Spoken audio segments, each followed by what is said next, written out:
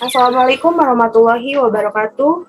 Yang terhormat Bapak Ade Suryanda MSI dan Ibu Anissa Wulan Agustami MSI selaku dosen pengampu mata kuliah biologi umum dan teman-teman pendidikan fisika A yang kami banggakan. Pada kesempatan kali ini, kami dari kelompok 7 akan mempresentasikan mengenai bentuk, fungsi, dan nutrisi hewan. Next slide.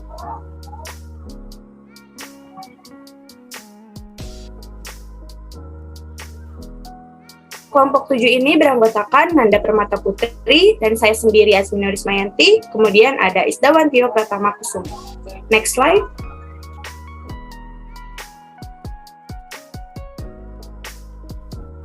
Dalam presentasi kali ini, kami akan membahas mengenai bentuk hewan, fungsi bagian-bagian tubuh hewan, kemudian ada nutrisi hewan. Next slide.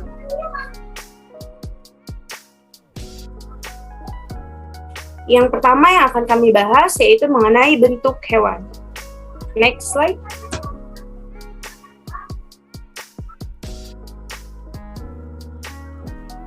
Sebelum mengetahui mengenai bentuk hewan, kita harus tahu dulu hewan itu termasuk apa. Hewan termasuk ke dalam kingdom Animalia yang mana menjadi salah satu kingdom yang memiliki paling banyak anggota dan bervariasi. Nah, secara garis besar, kingdom Animalia itu dikelompokkan menjadi dua golongan. Yang pertama ada golongan vertebrata atau hewan bertulang belakang dan golongan invertebrata atau hewan tak bertulang belakang. Nah, selanjutnya adapun ciri-ciri dari kingdom Animalia, yang pertama adalah makhluk hidup multiseluler atau memiliki banyak sel. Nah, kingdom Animalia itu termasuk ke dalam sel eukariotik, yang mana antara organisasi dan sel itu kompleks. Yang kedua adalah bersifat heterotrof atau tidak dapat membuat makanannya sendiri.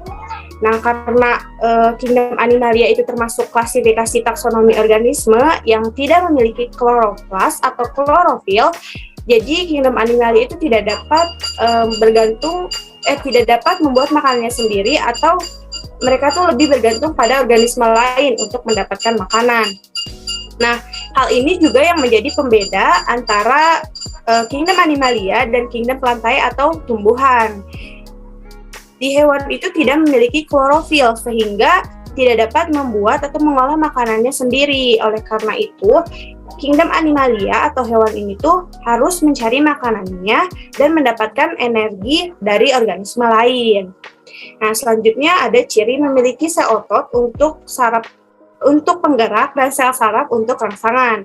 Nah, sel otot ini tuh yang membuat hewan sangat bergerak aktif. Kemudian sel saraf ini tuh yang membuat kingdom Animalia atau hewan ini tuh merespon rangsangan dengan cepat. Yang keempat yaitu memerlukan oksigen. Karena kingdom Animalia itu termasuk makhluk hidup, maka dalam keberlangsungan hidupnya memerlukan oksigen. Selanjutnya, kingdom Animalia itu bereproduksi pada umumnya itu secara seksual, tapi ada beberapa filum yang bereproduksi secara aseksual. Kemudian bentuk dewasanya itu biasanya berbentuk diploid. Next slide.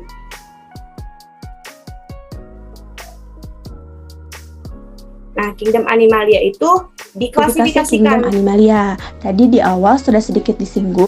Selanjutnya mengenai klasifikasi kingdom Animalia. Tadi di awal sudah sedikit disinggung mengenai klasifikasi kingdom Animalia. Nah, sekarang kita bahas kembali. Kingdom Animalia ini tuh diklasifikasikan menjadi dua golongan. Yang pertama ada golongan vertebrata dan invertebrata. Nah, meskipun sama-sama hewan, tetapi kedua kelompok hewan ini tuh mempunyai beberapa perbedaan yang mendasar. Salah satu perbedaan yang paling menonjol dari hewan vertebrata dan invertebrata adalah bentuk tubuh mereka. Pada umumnya, hewan vertebrata itu memiliki bentuk tubuh yang kokoh karena mereka ditunjang oleh tulang rangka sehingga mereka disebut sebagai hewan yang memiliki tulang belakang. Sementara hewan invertebrata tidak memiliki rangka tetapi mampu bergerak dengan sistem yang berbeda. Nah, hewan invertebrata juga disebut sebagai hewan yang tidak memiliki tulang belakang. Nah, untuk lebih jelasnya lagi, kita akan membahas mengenai Nah, invertebrata itu termasuk hewan yang tidak bertulang belakang. Nah, apabila teman-teman tuh suka mengkonsumsi seafood atau hidangan laut tanpa disadari, mayoritas makanan seafood itu termasuk ke dalam hewan invertebrata. Jadi kebanyakan dari olahan seafood itu adalah invertebrata. Nah, selanjutnya kita mengenali tentang invertebrata itu apa sih? Invertebrata adalah hewan yang tidak memiliki tulang punggung atau kolom vertebral. Nah, sebagian besar hewan itu adalah invertebrata. Lamarck menyebutkan sekitar 97% dari banyaknya anggota dan variasi dari kingdom Animalia ternyata adalah invertebrata. Nah, istilah invertebrata sendiri itu berasal dari kata Latin, yaitu vertebra. Pada umumnya berarti sendi, arti khususnya adalah sendi tulang belakang dari vertebrata. Kemudian ditambahkan awalan in, berarti tidak atau tanpa yang mengandung arti mereka bukan vertebrata. Oke, next slide.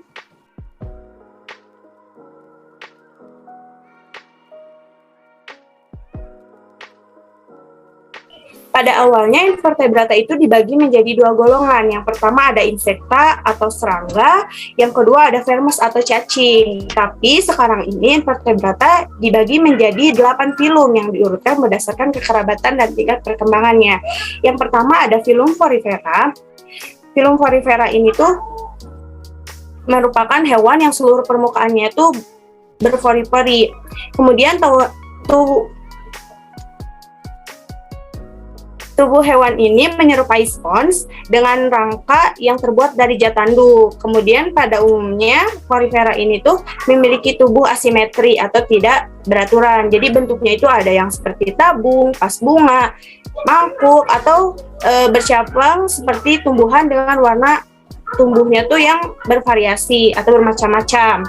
Nah, habitat hewan ini adalah di dalam air. Kemudian dapat berkembang biak secara kawin atau seksual maupun tidak kawin secara aseksual. Nah, perkembangbiakan secara seksualnya itu dilakukan dengan cara membentuk tunas.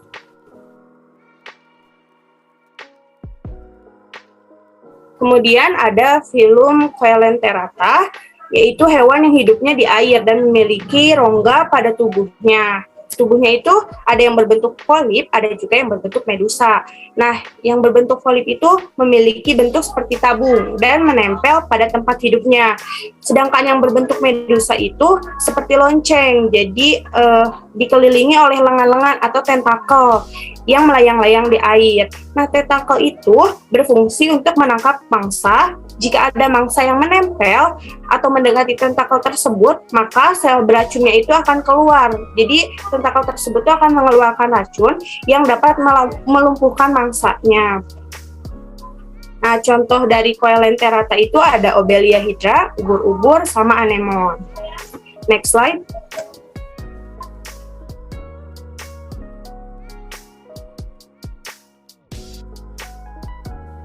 Nah, selanjutnya ada vermes, yaitu cacing, dan istilah ini tuh digunakan untuk hewan kecil bertubuh memanjang yang lunak, tidak mempunyai rangka dan tidak mempunyai kaki. Tubuhnya itu bersifat simetris bilateral, artinya tubuh cacing itu dapat dibagi menjadi bagian kiri dan bagian kanan yang sama. Kemudian cacing itu dibedakan menjadi 3 kelompok. Yang pertama ada cacing pipih atau filum Platyhelminthes, kemudian ada cacing benang, ada filum Nemathelminthes, kemudian ada Annelida. Oke, yang pertama kita bahas yaitu mengenai filum Platyhelminthes.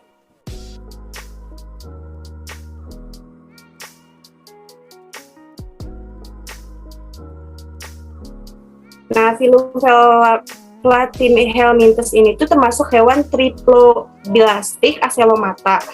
Kemudian bersifat hermafrodit, hidupnya itu bebas di laut, di air tawar, di tempat lembab, dan juga bersifat parasit pada hewan ataupun manusia.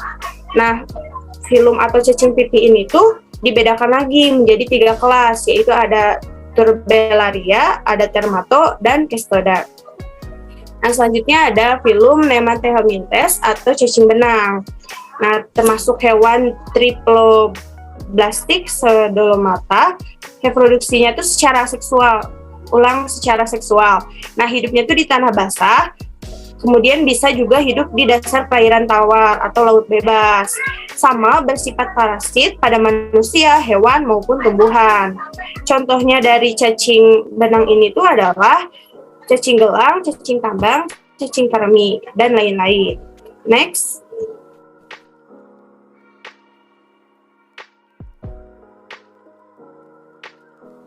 Nah, selanjutnya ada cacing annelida atau cacing gelang. Bersifat sebagai hewan trifloblastik selomata, kemudian hidup bebas di dasar laut, atau di perairan tawar, tanah, dan tempat yang lembab. Sama juga bersifat parasit pada vertebrata. Kemudian bereproduksi secara seksual maupun aseksual. Annelida ini tuh dibedakan menjadi 3 kelas, yaitu Polychaeta, Oligochaeta, dan Chironedia. Selanjutnya ada filum molluska. Filum molluska ini tuh sebagai hewan yang bertubuh lunak, banyak mengandung lendir dan terbungkus oleh mantel. Pada umumnya, molluska memiliki cangkang yang terbuat dari zat kapur, berfungsi untuk melindungi tubuhnya. Hewan ini dapat dijumpai di darat, laut, air tawar, daerah panas, sampai daerah dingin. Nah, molluska ini tuh sudah memiliki sistem pencernaan, pernapasan, ekskresi, peredaran darah, saraf, otot, dan reproduksi.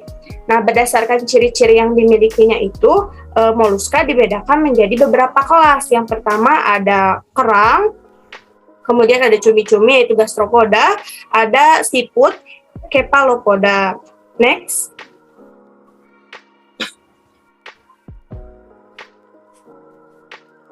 Selanjutnya ada filum arthropoda, yaitu hewan berkaki ruas atau kaki beruas. Ciri yang berbeda dengan vermes, yaitu tubuh arthropoda itu beruas-ruas, terbagi atas kepala atau caput, ada dada, toraks, ataupun perut. Nah, bentuk tubuhnya itu simetris bilateral dan dilindungi oleh rangka luar yang terdiri atas zat kitin. Nah, sistem organ tubuh dari arthropoda itu sudah lengkap meliputi sistem peredaran darah, pencernaan, saraf, pernapasan, ekskresi, reproduksi, dan alat indera yang peka terhadap sentuhan panas dan bau-bauan. Arthropoda juga memiliki mata majemuk, yaitu mata yang terdiri atas beribu-ribu mata kecil yang berbentuk segi 6, disebut mata faset. Kemudian arthropoda ini tuh menjadi salah satu filum terbesar di antara filum-filum hewan lainnya. Nah, arthropoda itu dibagi menjadi 4 kelas. Yang pertama ada insekta, serangga, contohnya kupu-kupu, belalang, ketik, dan kumbang. Kemudian ada juga udang-udangan, crustacea, yaitu udang, rajungan, dan kepiting. Oke, selanjutnya ada filum Echinodermata, yaitu hewan berkulit duri.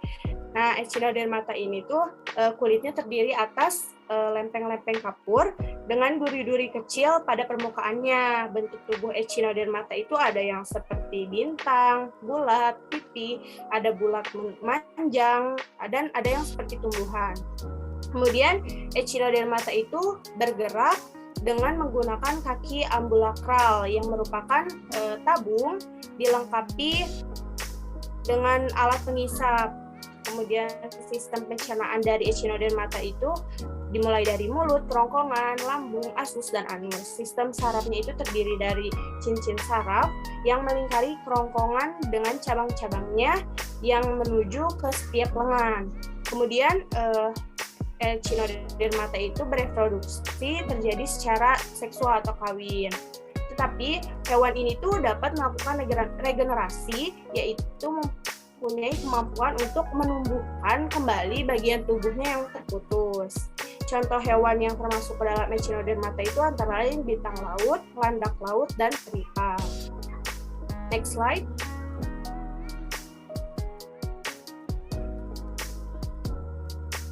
Oke, mungkin itu saja penjelasan mengenai invertebrata.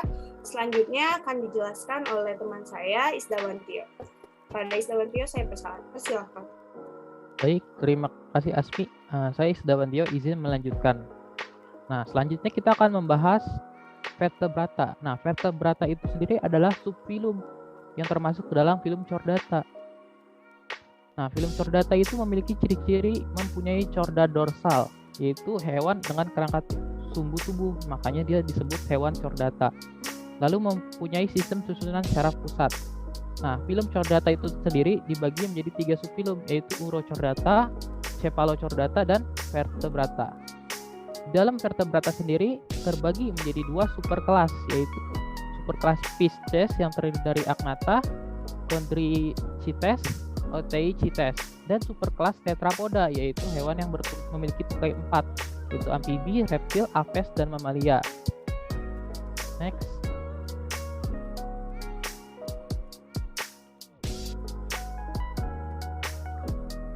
Subfilum Urochordata atau Tunicata. Sebagaimana chordata yang lain, Tunicata memiliki satu sumbu chorda dorsal. Berikut ini beberapa ciri Tunicata. Yang pertama, notochorda lenyap selama awal perkembangannya, tidak mengalami segmentasi otot, dan tidak memiliki ekor pada fase dewasanya, sehingga pada fase awal dia memiliki ekor seperti gambar yang di sebelah kanan. Nah, lalu fase dewasanya tidak memiliki ekor seperti yang di gambar kiri. Organ-organ selain faring, jantung, dan gonad diselimuti membran yang disebut epikondrium, lalu memiliki kemampuan untuk membalik arah peredaran darahnya. Contoh dari Urochordata ialah Mungula sp. Next.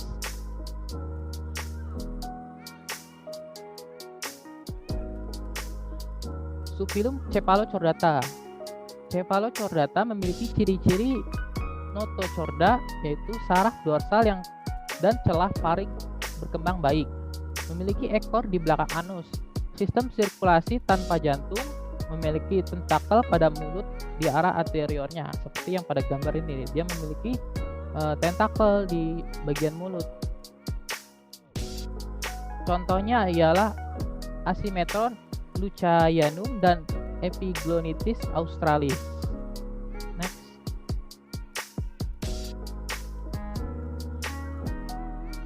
Nah, baru kali ini kita akan membahas subfilum Vertebrata. Vertebrata merupakan kelompok hewan yang memiliki vertebrae, yaitu tulang belakang yang memanjang dari bagian dorsal, yaitu dari kepala hingga ekor. Vertebrata memiliki ciri-ciri, yaitu memiliki rangka dalam berupa endoskeleton, sistem pencernaan dari mulut hingga anus, alat sirkulasi berupa jantung, sistem saraf terdiri dari susunan saraf pusat. Next.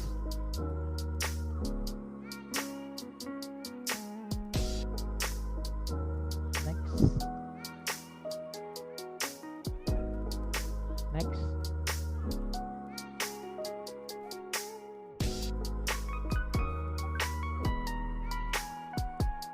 Ada superkelas Pisces, yaitu hewan yang bentuknya menyerupai ikan. Terbagi menjadi 3 kelas, yaitu kelas Agnatha, yaitu vertebrata tak berahang, kelas Chondrichthyes, yaitu ikan bertulang rawan, dan kelas Osteichthyes, yaitu ikan bertulang sejati.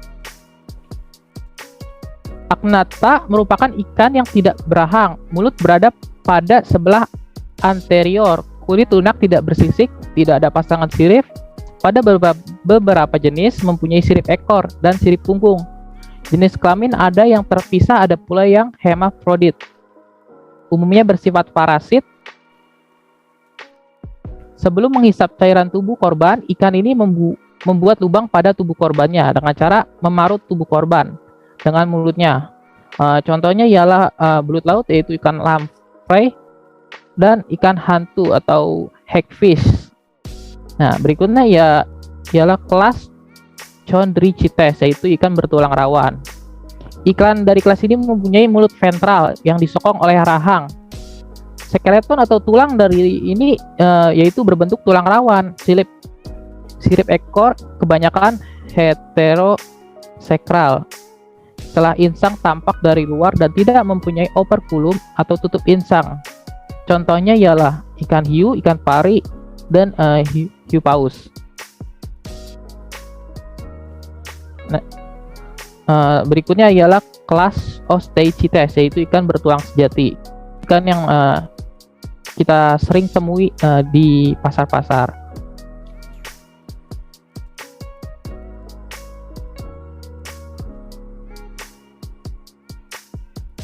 Masih bingung.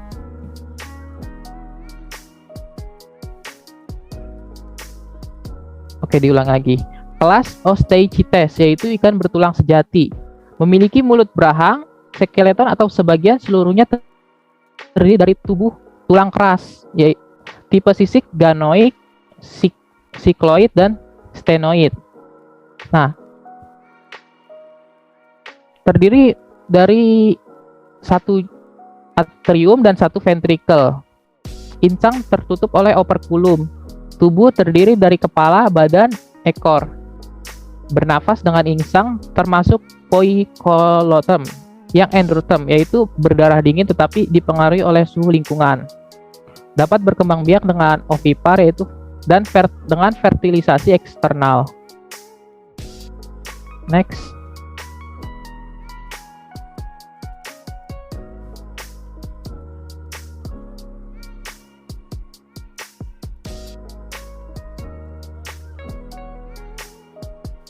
Masih di Apa mute mulu sih? Kemudian akan membahas superkelas tetrapoda, yaitu hewan yang memiliki tukai 4. Yang pertama ialah kelas amfibia.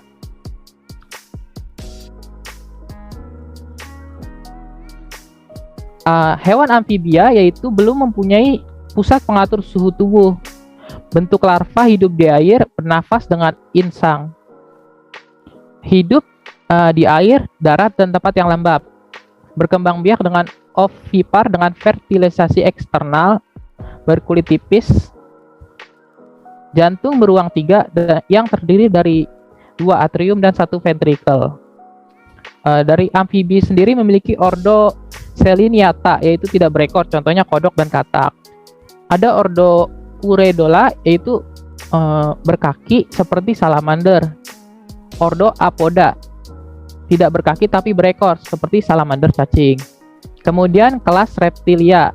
Reptilia berasal dari bahasa Latin, yaitu repere, yang berarti merangkak atau merayap.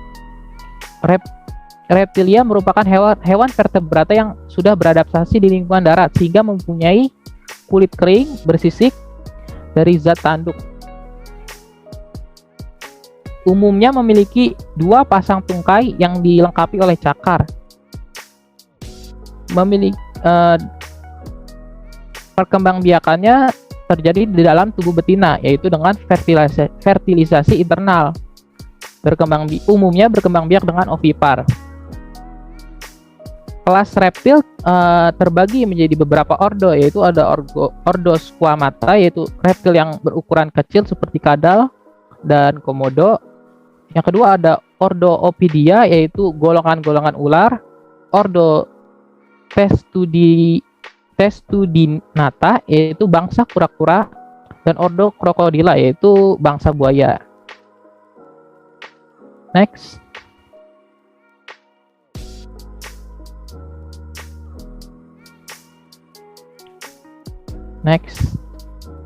Berikutnya ialah kelas Aves. Aves merupakan vertebrata yang dapat terbang atau yang memiliki sayap. Karena mempunyai sepasang sayap di dalam modifikasi anggota gerak anteriornya. Seluruh bagian tubuhnya ditutupi oleh bulu dan sisik hanya dijumpai pada bagian kaki. Ciri-ciri umumnya yaitu suhu tubuh tidak dipengaruhi oleh perubahan suhu sekitarnya. Mempunyai sepasang asap, sepasang sayap. Alat penglihatan dan pendengaran, alat suara rendah lebih sempurna dari kelas sebelumnya. Mempunyai gelembung udara. Alat reproduksi Aves jantan berupa sepasang testis, sedangkan alat reproduksi Aves betina hanya berupa ovarium kiri saja yang tumbuh. Pembuahannya terjadi di dalam tubuh betina, yaitu fertilisasi internal, bersifat ovipar, memiliki paruh dan cakar. Kemudian ada kelas mamalia. Kelas mamalia memiliki ciri umum yaitu mempunyai kelenjar susu atau glondula mamae. Umumnya tubuhnya berambut, bersifat vivipar yaitu melahirkan. Sistem peredaran darah terdiri dari jantung dan pembuluh darah. Mempunyai daun telinga, bernafas dengan paru-paru. Mempunyai diafragma, yaitu batas antara rongga dada dan rongga perut. Gigi umumnya terdiri dari 4 tipe, yaitu gigi seri, gigi taring, gigi depan, dan gigi geraham belakang. Mamalia terbagi menjadi beberapa ordo, yaitu ada ordo monotremata. Salah satu contohnya ialah platypus. Kemudian ada ordo marsupilia, yaitu hewan berkantung. Contohnya ada kanguru dan koala. Ordo insectivora, yaitu Sunus murinus. Ada ordo Chioptera, yaitu mamalia terbang. Contohnya ialah kalong, kelelawar. Ordo primata, contohnya monyet, gorila, bekantan. Kemudian ada ordo karnivora, yaitu hewan yang memangsa daging. Contohnya serigala, anjing, harimau. Kemudian ada ordo cetacea, yaitu umumnya mamalia air. Contohnya ialah ikan dolphin laut, ikan paus pembunuh, ikan paus biru, dan ikan pesut. Next. Mungkin itu saja yang akan saya sampaikan. Dilanjutkan oleh rekan saya, Nanda. Baik, terima kasih. Saya Nanda Permata Putri akan melanjutkan bagian 2, yaitu fungsi. Nah, fungsi ini kita akan membahas tentang fungsi tubuh hewan dan juga fungsi hayati hewan.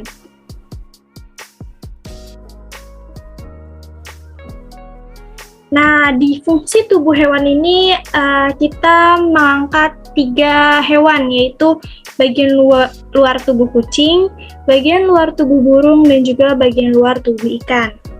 Bagian luar tubuh kucing dimulai dari kepala sebagai pusat penggerak, ada telinga untuk mendengar, mata untuk melihat, hidung untuk membau, terus juga ada kaki berfungsi untuk menjadi alat gerak kucing. Terus ada leher, punggung, panggul, perut, dada, dan juga ekor dan kumis. Nah, kucing ini punya karakteristik yang cukup unik, yaitu ekornya sebagai keseimbangan dan juga kumisnya. Kumis itu bisa sebagai salah satu bentuk komunikasi kepada kucing lain dan juga sebagai memperkirakan apakah ruangan tersebut. Biasanya kita kalau misalnya ngeliat kucing kan pernah masuk ke suatu tempat yang sebenarnya kecil gitu, dan kita memperkirakan kayaknya nggak bisa masuk, tapi ternyata kucingnya bisa lewat situ. Nah, dia itu sebenarnya punya indera untuk memperkirakan, yaitu organ salah satu bagian luar tubuhnya, yaitu kumis. Nah, selanjutnya ada bagian luar tubuh burung. Selain kucing, ada hewan burung. Burung itu salah satu hewan yang terbang. Dia menggunakan sayap untuk terbang. Makanya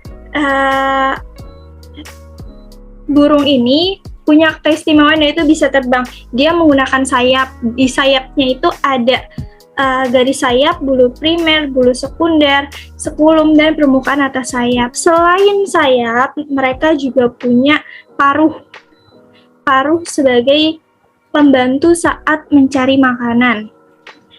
Selain itu juga ada kaki buat mencengkram ketika mendarat di suatu tempat gitu. Kita biasa tahu kalau misalnya burung kadang hinggap di suatu tempat. Nah, mereka menggunakan kakinya itu. Nah, selanjutnya ada bagian luar tubuh ikan. Setelah membahas tentang yang hewan yang ada di darat, hewan yang ada di udara, sekarang kita akan bahas tentang hewan yang ada di air. Di bagian luar tubuh ikan ada mulut, mata, tutup insang, sirip, dan juga ekor. Nah, sirip itu berfungsi sebagai penggerak ikan saat berenang. Nah, ikan itu bergeraknya dengan cara berenang gitu. Terus juga ada tutup insang untuk memperkirakan atau tempat keluar masuknya air gitu sebagai alat pernapasannya insang. Termasuk salah satu bagian luar tubuh ikan. Nah, terus juga ada mata dan juga mulut. Nah, selanjutnya ada fungsi hayati hewan nih. Setelah tadi kita membahas tentang fungsi luar tubuh dari hewan, ada fungsi hayati hewan. Yang pertama ada energi dan materi, ada homeostatis, ada koordinasi dan pengendalian, dan kontinuitas kehidupan. Di energi dan materi ini terbagi menjadi 3, yaitu sistem pencernaan, peredaran darah, dan respirasi. Sistem pencernaan itu apa sih? Sistem pencernaan adalah sistem organ yang bertanggung jawab dalam proses pencernaan. Nah, organ-organ pencernaan ini bisa dilihat ya, ada perbedaan dari hewan vertebrata dan insekta. Di sini pemasukan. Dari pemasukan, kalau di pemasukan itu sama ada mulut dan kelenjar saliva, penghubung juga masih esofagus sama. Di penyimpanan pencernaan awal di vertebrata ada lambung, kecuali aves yang pakai tembolok. Dan kalau di insekta dia pakainya tembolok. Terus untuk penghancuran makanan di vertebrata ada rempela khusus aves dan ada proventriculus di insekta. Selanjutnya ada pusat pencernaan dan penyerapan. Di hewan vertebrata ada pankreas dan usus halus. Di insekta ada sekum dan usus halus. Untuk penyerapan air dan konsentrasi bahan-bahan padat, di vertebrata ada usus besar dan di insekta ada usus belakang. Nah, fungsinya apa sih? Jadi pencernaan pada hewan itu yang pastinya secara umum ya, hewan kan memerlukan makanan. Mereka sebagai salah satu makhluk hidup heterotrof yang harus mengambil makanan dari makhluk hidup lain, memerlukan makanan. Nah, makanan yang masuk tubuh hewan itu harus dicerna. Secara umum, fungsi utama sistem pencernaan ini adalah untuk mencerna makanan yang dikonsumsi oleh hewan agar dapat diserap dan digunakan oleh tubuh. Jadi, sistem pencernaan ini sebagai penyerap sari-sari makanan yang berguna bagi tubuh. Nah, selanjutnya ada sistem peredaran darah. Nah, sistem peredaran darah adalah suatu sistem transportasi darah yang bertanggung jawab atas proses peredaran darah dalam tubuh. Nah, sistem peredaran darah ini dibagi menjadi 2. Ada sistem peredaran darah tertutup dan sistem peredaran darah terbuka. Sistem peredaran darah tertutup adalah ketika darah beredar dalam saluran yang tertutup, contohnya pada sapi. Terus ada sistem peredaran darah terbuka. Salurannya tuh bersifat terbuka, jadi darah masuk ke dalam satu saluran melalui ostium dan pintu satu arah, contohnya dalam insekta. Nah, sistem peredaran darah ini punya beberapa fungsi. Fungsinya yang pertama adalah mengangkut oksigen ke seluruh tubuh. Yang kedua, mengangkut sari-sari makanan ke seluruh tubuh. Nah, setelah makanan yang telah dicerna tadi diserap oleh diolah dan diserap oleh sistem pencernaan, sistem peredaran darah itu punya fungsi buat nyalurin. Nah, setelah diserap sari-sari makanannya, sistem peredaran darah nih yang nyalurin gitu. Nah, selanjutnya ada mengangkut hormon dari kelenjar organ sasaran dan ada mengangkut sisa-sisa zat metabolisme yang tidak berguna. Terakhir, melindungi tubuh dari berbagai penyakit.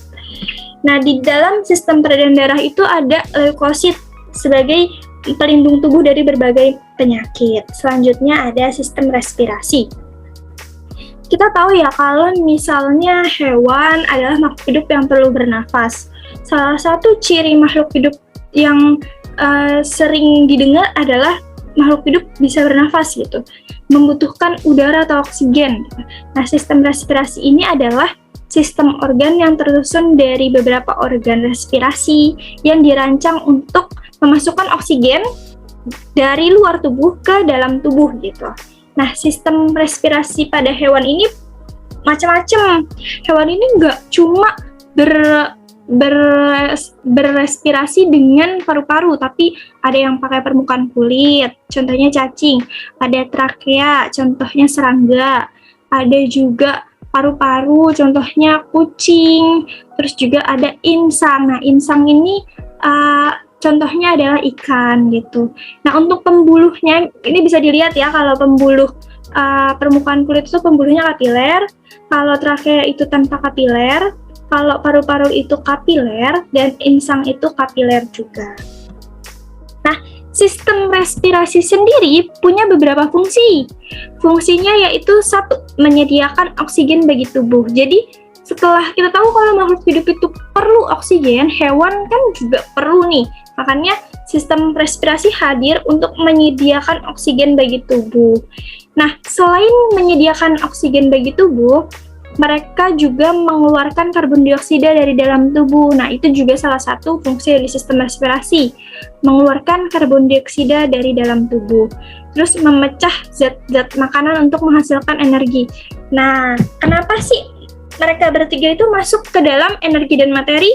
Karena mereka tuh sama-sama punya kontribusi kepada penghasil materi materi dan energi hewan gitu, dari sistem pencernaan yang mengelola makanan, lalu ke sistem peredaran darah yang mengangkut dan menyebarkan, dan juga sistem respirasi yang membantu memecahkan zat-zat makanan. Nah, dari sistem respirasi juga berfungsi sebagai mencegah masuknya makanan ke dalam saluran udara. Kita tahu ya kalau tenggorokan dan kerongkongan itu berdekatan. Nah, mereka tuh berfungsi untuk mencegah masuknya makanan ke dalam saluran udara. Terus juga menyediakan permukaan untuk pertukaran gas. Oke, selanjutnya ada homeostatis. Nah, homeostatis ini ada sistem pertahanan tubuh, sistem pengaturan suhu, dan juga sistem ekresi. Dari sistem pertahanan tubuh, ada pertahanan non-spesifik dan juga spesifik. Di sistem pertahanan tubuh non-spesifik dibagi lagi menjadi pertahanan fisik dan kimiawi. Pertahanan fisik itu ada kulit dan mukosa membran, sedangkan pertahanan kimiawi ada saliva, arimata, dan lisosim. Nah, sel darah putih itu ada neutrofil, monosit, dan eosinofil. Di sistem pertahanan tubuh spesifik dilakukan oleh sel darah putih, limfosit nih, sel limfosit B untuk mengatasi antigen cairan antar sel, sedangkan sel limfosit T mengatasi antigen yang masuk ke dalam sel tubuh. Nah, dari sistem pertahanan tubuh ini fungsinya yang pasti untuk melindungi hewan dari berbagai penyakit pertahanan tubuh, baik penyakit luar maupun penyakit dalam. Nah, selanjutnya ada sistem pengaturan suhu. Nah, di sistem pengaturan suhu ini ada lingkungan dalam versus lingkungan luar. Nah, kita tahu kalau lingkungan luar tuh punya fluktuasi besar gitu. Jadi di lingkungan dalam terpelihara oleh sistem pengendali, yaitu sistem pengaturan suhu tubuh gitu. Di lingkungan internal, fluktuasi suhu yang kecil itu berada dalam sel hewan gitu. Nah, fluktuasi suhu yang besar di eksternal itu memang menyebabkan mekanisme hemostatis agar hewan itu bisa menyesuaikan nih suhu lingkungan dan suhu dalamnya gitu. Nah, terus selanjutnya ada sistem ekresi. Nah, sistem ekresi itu apa sih? Sistem ekresi adalah sistem organ yang bertanggung jawab dalam proses pengeluaran bahan sisa metabolisme yang sudah tidak dibutuhkan lagi oleh tubuh. Jadi, ekskresi itu pengeluaran gitu. Nah, sistem ekskresi ini tuh biasanya melibatkan ginjal, hati, paru-paru, dan juga kulit. Di sini ada contohnya ya, di sini ada ginjal, ada kapsul medula konteks, dan juga nefron, tubulus renalis. Terus juga ada penampakan muka ginjal kanan ini ya. Dari sini penampakan muka ginjal kanan, terus ketika diteliti lagi akan ada nefron dan lain-lain. Terus ada juga osmoregulasi, yaitu menjaga kestabilan ion dalam dan air di dalam tubuh. Contohnya di metanefrida pada cacing tanah. Nah, jadi sistem ekresi itu punya beberapa fungsi nih. Fungsinya yang pertama menjaga keseimbangan antara cairan sel dan lingkungannya. Yang kedua, mengeluarkan karbon dioksida dan uap air hasil metabolisme. Setelah tubuh melakukan metabolisme, sisa zat itu akan dikeluarkan oleh sistem ekresi. Nah, yang ketiga, untuk mengeluarkan empedu yang digunakan untuk mengemulsi lemak. Setelah melalui proses pencernaan, ada sisa-sisanya nih untuk mengeluarkan empedu. yang biasanya digunakan untuk mengemulsi lemak gitu. Nah, yang keempat untuk mengeluarkan keringat melalui kelenjar keringat, dan juga yang kelima berperan dalam proses pembentukan urin. Gitu. Oke, selanjutnya. Nah, selanjutnya ada koordinasi dan pengendalian. Koordinasi dan pengendalian itu berarti kan mengkoordinasikan sistem-sistem yang ada di tubuh gitu. Nah, mereka yang punya peran di koordinasi dan pengendalian itu ada sistem saraf dan otak, sistem tingkah laku, dan sistem endokrin. Nah, di sistem saraf ini adalah sekumpulan organ yang bertanggung jawab untuk pengaturan dan kondisi aktivitas tubuh. Nah, karena fungsinya ini sebagai pengatur, sistem saraf ini bersamaan dengan sistem endokrin membentuk sistem koordinasi atau regulasi gitu. Jadi mereka tuh bekerja sama. Nah, sistem saraf sendiri di sini ada beberapa contoh organnya, ada dendrit, mielin, akson, inti sel, dan lain-lain. Nah, sistem saraf dan otak pada hewan ini berfungsi untuk yang pertama menerima dan merespon rangsangan. Ketika tubuh diberikan rangsangan, salah satu ciri makhluk hidup yang ada pada hewan adalah respon terhadap rangsangan, peka terhadap rangsangan. Nah, sistem saraf dan otak inilah yang berfungsi untuk menerima dan merespon rangsangan. Yang kedua, untuk menghantarkan rangsangan ke semua bagian tubuh. Jadi setelah menerima, mereka akan menghantarkan rangsangan ke seluruh bagian tubuh. Terus sebagai pusat refleks mata dan pendengaran, sebagai pusat keseimbangan dan koordinasi otot, dan juga sebagai pengatur gerak refleks. Gitu. Nah, selanjutnya ada sistem endokrin. Sistem endokrin tadi sempat disinggung ya, kalau sistem endokrin adalah bagian dari sistem regulasi yang bekerja sama dengan sistem saraf gitu. Di sistem endokrin ini, dia itu sebagai yang beredar di darah gitu. Bedanya sama sistem saraf, kalau sistem saraf itu neurotransmitter tidak beredar di darah, dan kalau sistem endokrin itu hormon, dia beredar di darah. Ada kelenjar endokrin dan sel neurosekretorik gitu. Terus ada sel target juga. Sel targetnya itu apa sih? Sel targetnya itu pasti kelenjar otot neuron gitu. Nah, sistem endokrin ini berkaitan dengan sebelum masuk ke sel-sel yang berkaitan, hormon akan masuk ke dalam sistem peredaran darah, sehingga respon tubuh terhadap hormon akan lebih lambat dibandingkan respon tubuh terhadap impuls saraf. Jadi mereka itu berkaitan dengan pengendalian hormon gitu. Nah, selanjutnya ada sistem tingkah laku. Nah, sistem tingkah laku adalah kita tahu ya kalau tingkah laku itu kelakuan hewan ketika berinteraksi dengan lingkungannya gitu. Kalau di sini dibagi menjadi dua, ada class dan yang dipelajari. Kalau class itu taksis, refleks, dan insting. Misalnya hewan itu mencari makanan dan memburu hewan lain atau memburu makanan gitu untuk memenuhi kebutuhan hidupnya. Terus yang dipelajari itu apa sih? Contohnya nih, kalau pernah nonton lumba-lumba gitu, mereka bisa melakukan putaran atau menghitung dan lain-lain itu belajar. Jadi tingkah laku yang dipelajari gitu. Terus juga kalau misalnya punya hewan peliharaan seperti kucing yang bisa disuruh untuk ambil sesuatu gitu, itu juga yang dipelajari gitu, perlu pelatihan gitu. Nah, yang terakhir nih ada kontinuitas kehidupan. Kontinuitas itu artinya apa sih? Kontinuitas itu maksudnya kelanjutan, regenerasi. Nah, satu-satunya sistem yang berhubungan dengan kontinuitas kehidupan itu adalah sistem reproduksi. Masih berhubungan dengan salah satu ciri makhluk hidup di hewan juga bereproduksi. Nah, reproduksi pada hewan ini ada secara aseksual dan juga seksual. Nah, seksual ini ada fertilisasi internal maupun eksternal gitu, fertilisasi dalam tubuh maupun di luar tubuh. Nah, sistem reproduksi ini berfungsi untuk yang pastinya membuat generasi baru gitu, mencegah punah, terus juga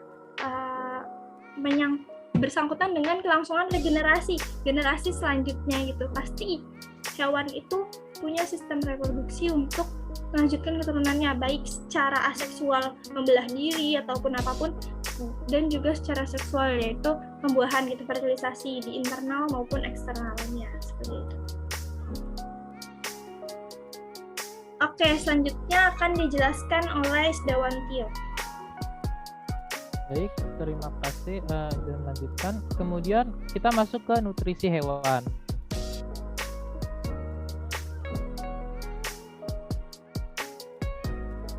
Nutrisi untuk hewan.